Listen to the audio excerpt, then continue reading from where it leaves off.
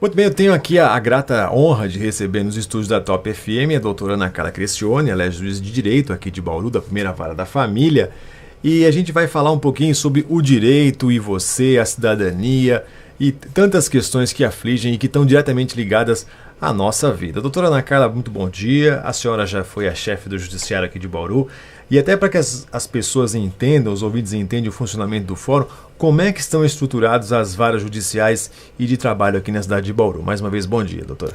Bom dia, é uma honra estar aqui com vocês e para esclarecer a população. Bom, nós temos aqui em Bauru 7 varas cíveis que cuidam dos problemas corriqueiros, como contratos, contrato de locação, reintegração de posse, cobranças em geral. Temos 4 varas criminais, uma vara da infância e juventude, 2 varas do juizado especial de pequenas causas. Também temos 3 varas de família e sucessões, 2 varas da fazenda pública e 2 varas de execuções criminais. Tudo isso para atender Bauru, mais Bauru, algumas cidades da região ou só a cidade de Bauru? Só a cidade de Bauru, só. As cidades da região, elas têm as suas próprias estruturas judiciais, né? Agudos tem os juízes de Agudos, Pederneiras e assim sucessivamente, né?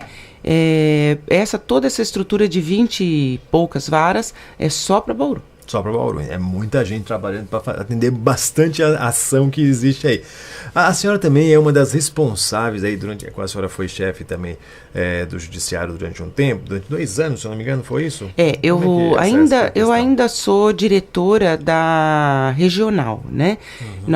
O Poder Judiciário é dividido administrativamente em 10 regiões administrativas judiciárias.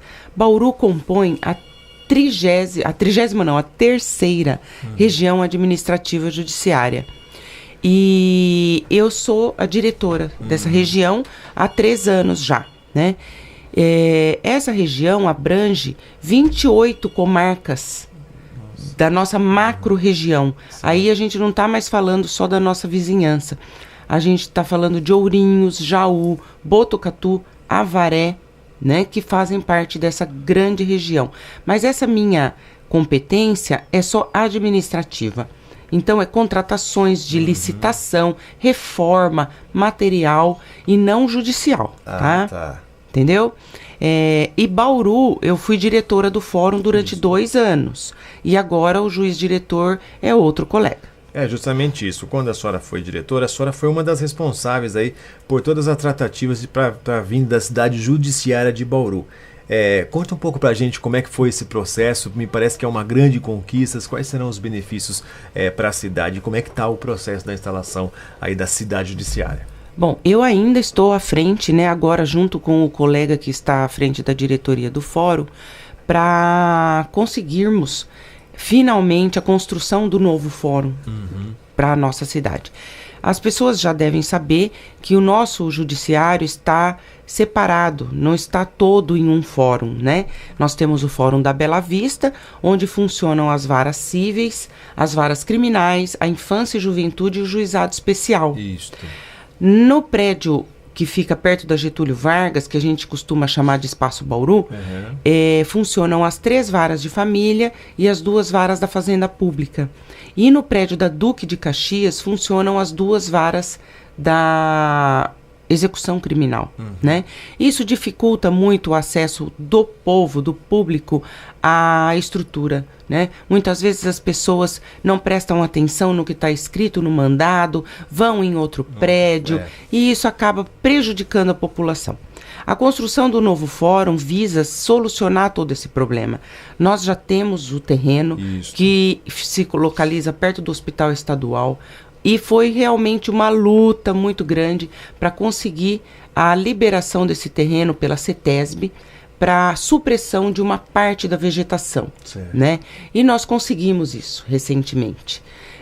Foi uma grande conquista. Agora nós temos que solicitar os recursos, né, o dinheiro, solicitar ao governo do estado. Nós teremos que fazer uma compensação ambiental também, né?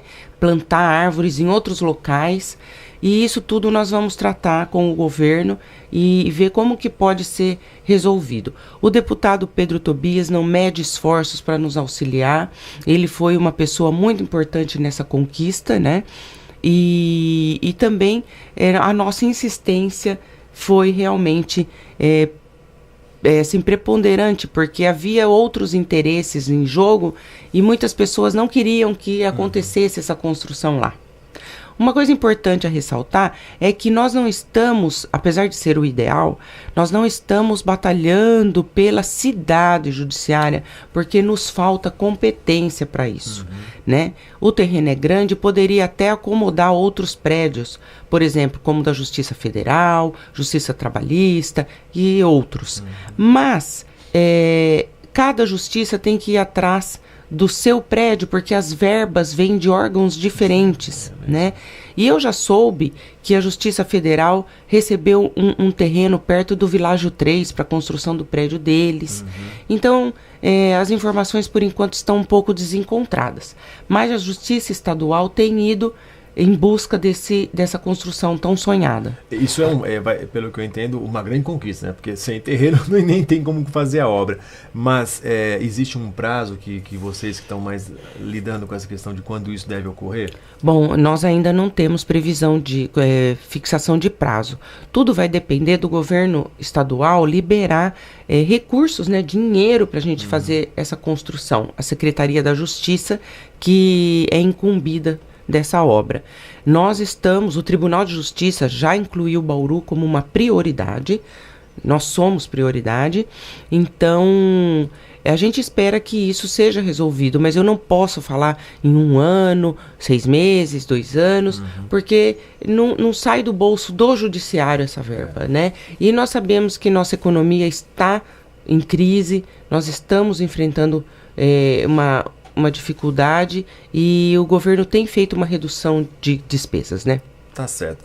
Doutora, muita gente não entende muito bem até o funcionamento do judiciário, diz que é sempre aquela máxima, né, que a justiça é lenta para julgar os processos, mas hoje com a informatização, os juizados de pequenas causas, as audiências de conciliação, já é possível dizer que tem uma celeridade muito grande já nos processos, né? Explica um pouco para a gente como é que é isso.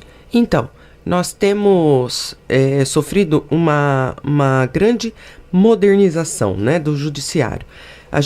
Era só analisar como a nossa vida mudou. Nada hoje em dia é mais feito como era no século passado. Sim. Nada. Mas o processo era. Né? O processo era igualzinho, né? Juntava a folhinha, aquele papelzinho, aquela pasta, era tudo daquele jeito. Então, isso foi uma revolução no judiciário para adotar o processo digital. E o processo digital realmente acelera muito o andamento processual. Os advogados que acompanham o seu processo de perto, muitas vezes a gente não precisa nem intimá-los pelo diário oficial eletrônico, e que eles já se manifestaram no processo e o processo já volta na nossa mesa. Só que existem processos em que há 2 partes, não é? E uma parte, muitas vezes, quer acelerar o processo, mas a outra não, a outra quer segurar. A outra não tem interesse que o processo ande. Então, o processo é um jogo. Se você analisar todas as regras, né, na nossa lei, ele é um jogo. E quem joga melhor vai ganhar. Quem observa as regras, quem observa... Então, tem muitas vezes as partes que não querem que o processo ande. Um exemplo muito bom agora é o nosso ex-presidente, que arrolou 87 testemunhas de defesa. É um direito dele? É um direito dele, até mesmo porque ainda não é um processo, né? É uma investigação, pelo que eu concluo, prévia, né? E ele arrolou 87 testemunhas.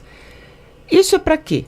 Para o processo não andar, né? Não é para andar. Então, é um abuso no direito de defesa, tá? Então, essa morosidade da justiça se deve muitas vezes a isso, a estratégias utilizadas pela parte que não quer que o processo acabe, porque ele tem certeza que ele vai ser condenado, que vai ter que pagar, entendeu? E a gente fica de mãos atadas, porque as regras permitem, permitem. Por exemplo, o número grande de recursos que a parte pode interpor. Isso dificulta muito a conclusão.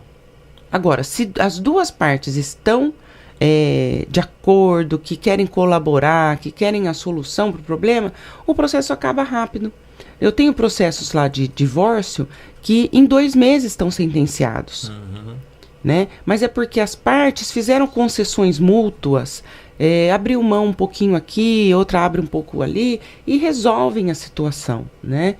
Então, eu não estou em defesa do Poder Judiciário dizendo que a gente é tão eficiente. Nós também temos nossas falhas, né? Mas muita da nossa morosidade se deve a esse fato. Todo não é? O entendimento do como funciona o judiciário, né? E também eu faço uma reflexão sobre isso, porque muitas vezes, quando as partes buscam uma solução muito rápida das coisas, às vezes a coisa não sai muito bem resolvida. A gente precisa de um tempo de maturação, de análise, de reflexão a respeito das coisas, né? Nós temos também na estrutura judiciária de Bauru o Sejusc, que é o Centro de Conciliação, né? Que fica lá na Anhanguera. Muitas vezes as partes vão lá e se separam, porque lá não precisa do advogado e quando há acordo, a gente faz na hora o divórcio, né? E no dia seguinte voltam, ou dali uma semana, nós nos reconciliamos, e agora? Agora já acabou, tem que casar de novo, entendeu? Tá certo. Então, a gente tem muito que refletir. Muitas vezes, o prazo que a gente marca uma audiência, nossa, mas vai demorar 2 meses, é o tempo necessário para você pensar, se situar, né? E reavaliar a situação. Pois é.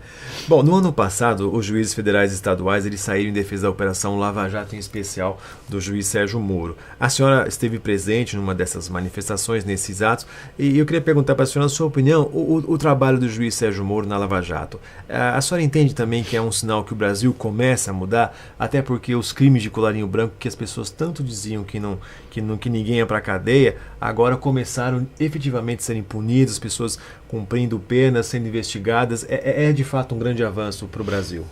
Realmente, é um fato que não acontecia em nosso país e a gente fica surpreso até da efetividade de toda essa investigação.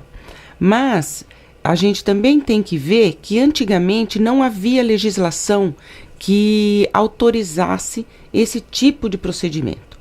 Com o mensalão e com a característica populista do governo anterior, foram aprovadas várias leis de combate à corrupção, né, depois do mensalão.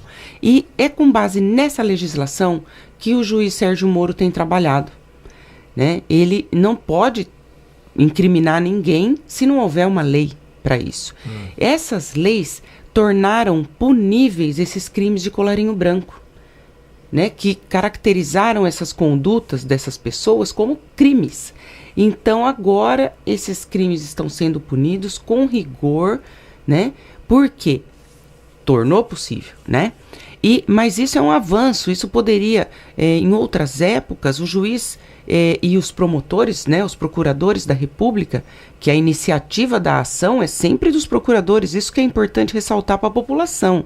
Não é o juiz Sérgio Moro que está agindo como um justiceiro e processando todo mundo, tá? Ele só está como membro do judiciário dando respostas aos pedidos dos procuradores da República, né? Dr. D'Artagnan e outros, tá? A jurisdição, o juiz, ele é inerte. A gente fala que nós somos imparciais. Então, nós não podemos comandar investigações a partir da nossa vontade. A gente só atende requerimentos do promotor e da defesa, sempre analisando se são legais, se são pertinentes, né? Esse princípio que a jurisdição é inerte é uma máxima entre nós, né? O juiz, ele é imparcial, né? Então, toda essa investigação, comandada aí pelos procuradores da República, tem encontrado no juiz Sérgio Moro o pulso firme que precisa ter, não é fosse um outro membro do judiciário menos rigoroso, menos,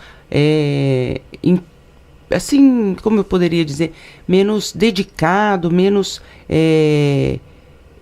corajoso mesmo, né?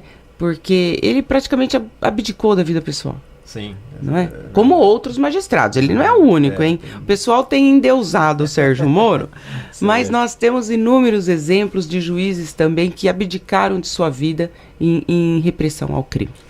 Perfeito. Bom, a senhora atua na primeira vara da família e o seu trabalho é julgar aí os casos de divórcio e separação. É fato que o número de divórcios ele é muito crescente na nossa sociedade, mas os casamentos também são. Todo sábado a gente anda, qualquer lugar que a gente vai tem sempre uma igrejinha aberta, o pessoal está casando. Que orientações a senhora daria para que os casais que hoje estão no início do matrimônio não cheguem, né, lá na frente a ver que fizeram, não digo um mau negócio, né, mas essa união? Eu sei que a senhora é bem firme nos seus julgamentos lá nessa questão, né, quer conversar com as pessoas. E até que, como a senhora falou, realmente a questão dos prazos, né, para ter esse tempo para pensar, né? Então, é fato, realmente, as pessoas se separam mais e casam mais, né? Mas o que a gente tem observado lá é a falta de tolerância mútua, né? Antigamente, a gente tolerava mais, tolerava muito mais e se separava menos. Hoje em dia, o que eu observo? As pessoas não têm essa tolerância.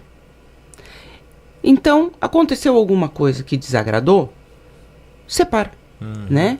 Eu não estou dizendo para ninguém aguentar um erro grave, uma traição grave, uma falha de caráter, nada disso. Não é para suportar esse tipo de coisa, que muitas vezes não tem recuperação. Mas se o casal vê que é possível recuperar, que aquele erro foi pontual, que não vai acontecer de novo, não há por que destruir uma vida a dois em nome do próprio orgulho, não é? Muitas vezes há um rompimento, uma separação por causa de uma infidelidade pontual ou de uma infidelidade virtual, sabe? Coisas menores ou um dissabor com um parente do cônjuge. Ah, porque sua mãe falou isso pra mim, eu não gostei. Eu não vou viver perto dela o resto da minha vida. Até isso eu já ouvi. Entende? Então, eu diria às pessoas que elas precisam de uma tolerância maior. Antes de tomar uma decisão, procura conversar com alguém mais experiente. Procura conversar, seja comigo, seja com o pastor, ou com o padre, ou com um parente mais velho, né? E sempre chamar a razão, né? Por que eu tô jogando fora um relacionamento? Por que eu... tá tão insuportável assim? Fazer esse tipo de análise, sabe? Não agir só com a emoção, né? Lá nas audiências, eu costumo conversar muito com os casais para realmente... não é para reconciliá-los, não. Mas para fazer uma separação, pelo menos, mais digna.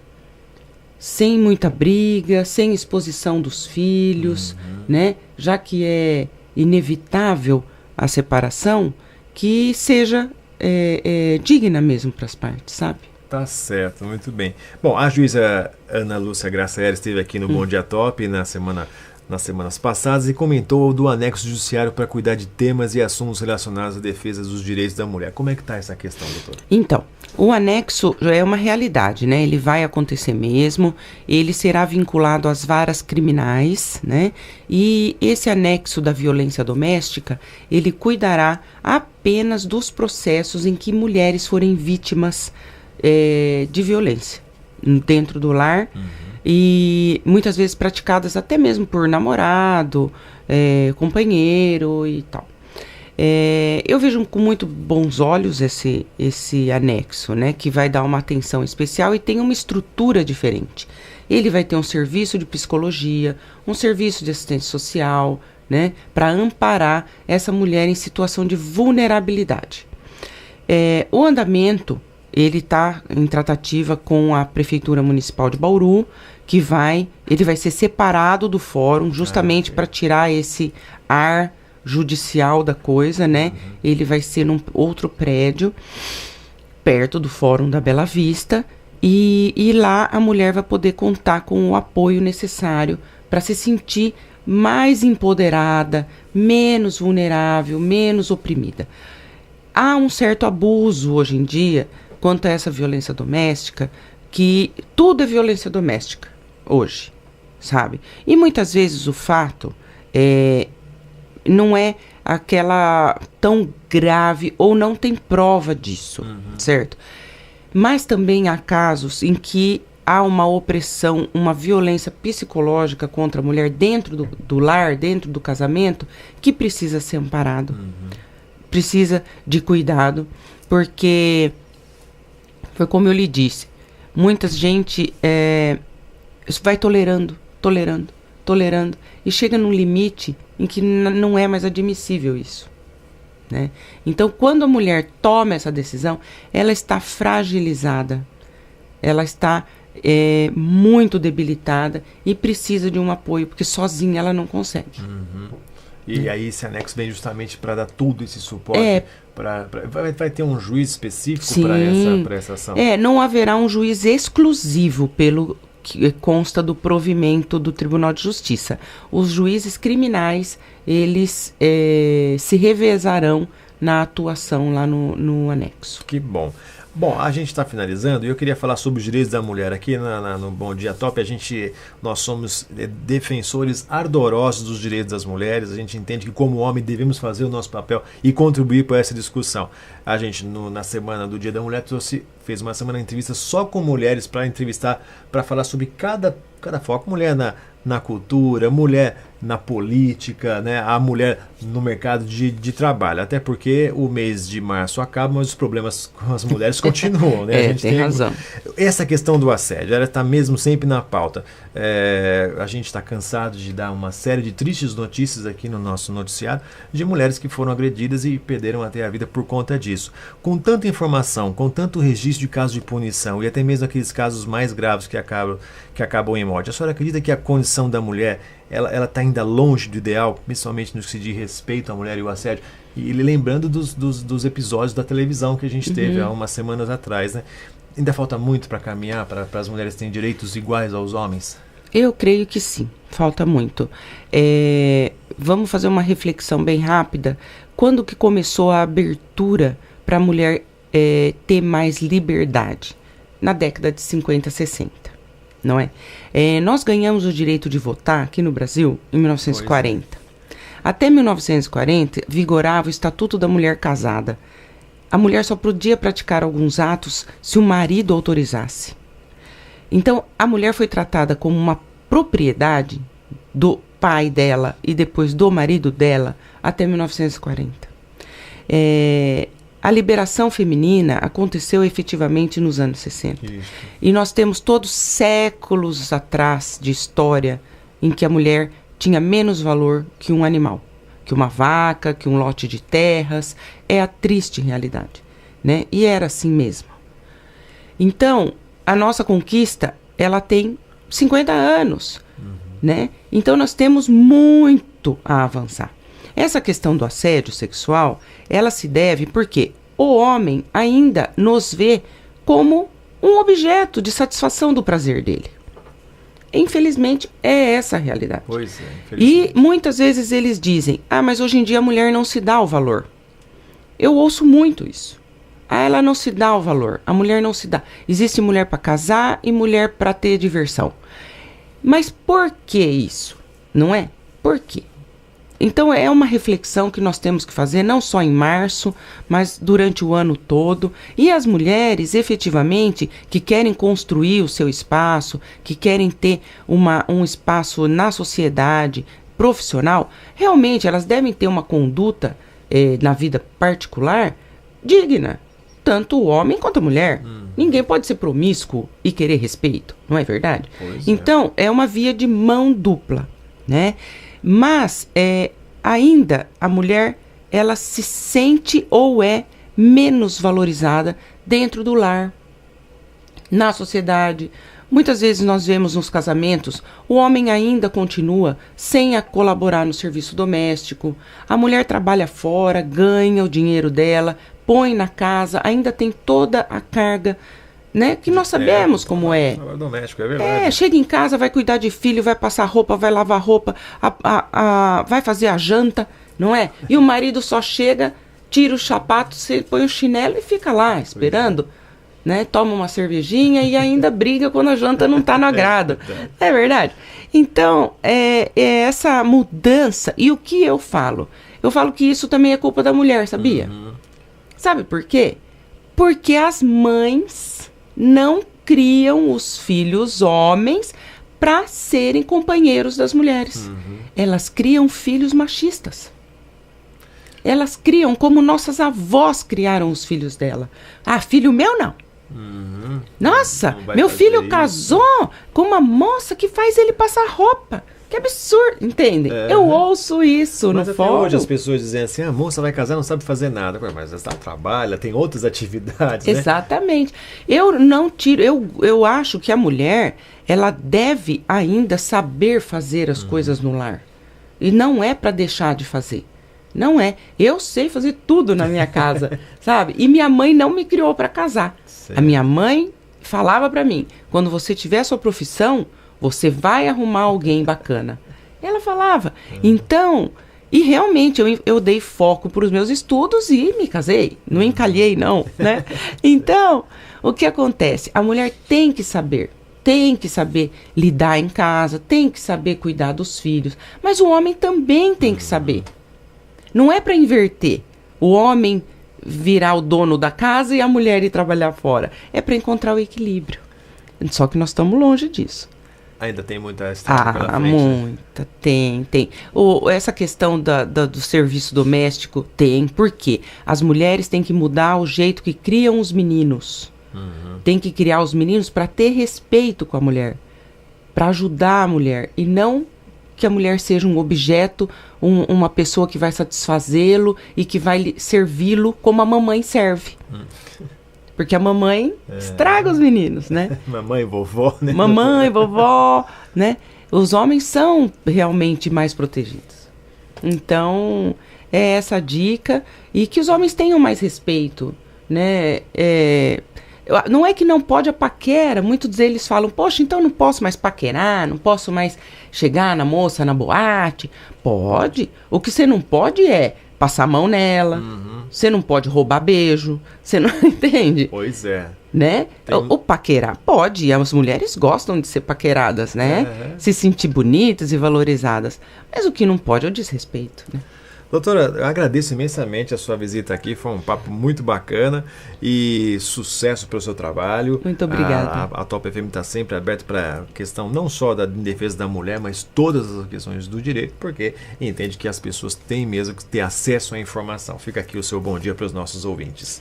Muito obrigada, agradeço o convite, bom dia a todos e se houver alguma dúvida a respeito, né, pode até encaminhar para a Top, que eu me proponho a responder. Pode encaminhar aqui o WhatsApp da Top, 998821013, a gente